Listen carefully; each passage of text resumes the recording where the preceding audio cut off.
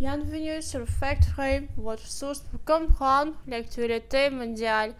Aujourd'hui, nous vous amenons au cœur du Moyen-Orient, là où diplomatie, sécurité et géopolitique se croisent. Le 31 mai 2025, Israël a empêché la tenue d'une réunion diplomatique importante à Ramallah. Celle-ci devait rassembler les ministres des Affaires étrangères de plusieurs pays arabes afin d'examiner les reconnaissances d'un État palestinien. Une décision lourde de conséquences qui reflète des tensions persistantes dans la région et les obstacles majeurs à tout processus de paix. Israël a pris la décision d'empêcher l'entrée de délégations diplomatiques de Jordanie, d'Égypte, d'Arabie saoudite et de Bahreïn sur le territoire palestinien de Cisjordanie.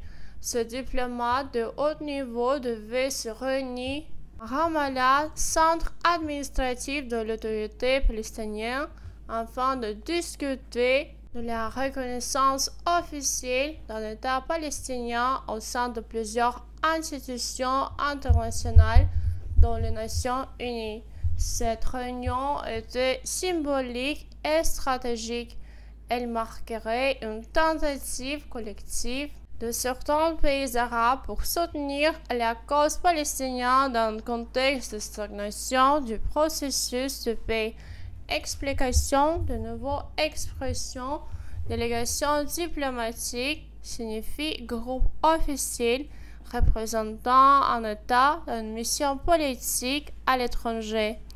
Autorité palestinienne, ça signifie institution semi-autonome qui administre certaines parties de la Cisjordanie. Reconnaissance officielle, ça signifie une action par laquelle un État et une organisation acceptent formellement l'existence d'un autre État. Le gouvernement israélien a qualifié la réunion de provocatrice, estimant qu'elle s'inscrivait dans une logique de délégitimation d'Israël sur la scène internationale.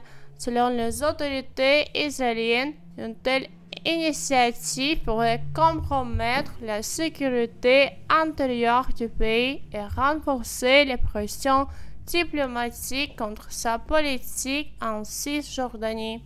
Cette décision de blocage s'inscrit aussi dans une posture de fermeté adoptée par le gouvernement Netanyahou, confronté à des critiques internes et une situation sécuritaire tendue avec Gaza et le Liban. Explication, de nouveau expression provocatrice, ce signifie qui est perçu comme une menace et une initiation à la confrontation.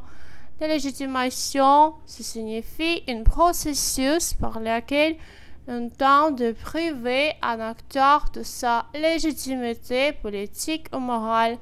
Posture de fermeté, ce signifie une attitude rigide vise à monter une position forte et intransigeante. Le blocage intervient dans un climat déjà très tendu. Israël a récemment annoncé la construction de nouvelles colonies en Cisjordanie, une décision vivement dénoncée par l'Union européenne, les Nations unies et plusieurs capitales arabes. Dans ce contexte, le président français Emmanuel Macron a exprimé son soutien à la reconnaissance d'un État palestinien en la qualifiant de nécessité morale et politique. Par ailleurs, plusieurs analystes voient dans cette situation un test pour les relations entre Israël et les pays arabes, dites modérés, notamment ceux ayant signé les accords d'Abraham. Explication de nouvelles expressions. Colonie, ce signifie implantation civile israélienne construite par les terres palestiniennes occupées.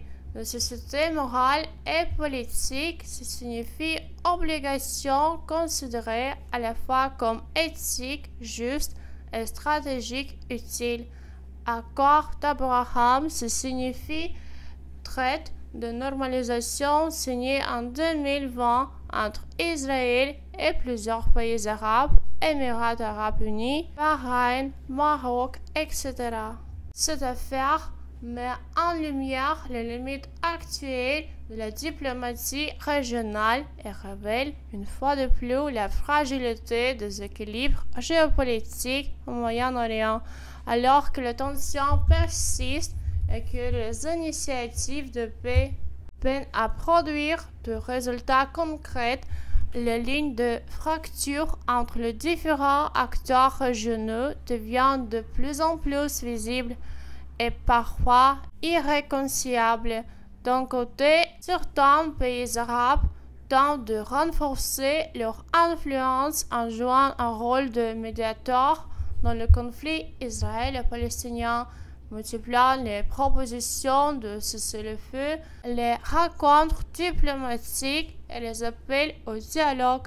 Leur objectif, se positionner comme des partenaires crédibles, capables de stabiliser la région tout en répondant aux attentes de leur propre population. De l'autre côté, d'autres États affichent une position plus alignée sur les intérêts d'Israël, motivés par les alliances stratégiques, des accords économiques ou des objets de sécurité communs. Cette polarisation complique considérablement toute tentative de relance du processus de paix et faiblit des mécanismes régionaux de coopération. Cette divergence de posture accentue l'isolement de certains acteurs, fragilise les négociations multilatérales et pousse les parties à acheter de soutien extérieur, notamment auprès des grandes puissances internationales. Abonnez-vous à FactFrame pour ne rien manquer de l'actualité internationale.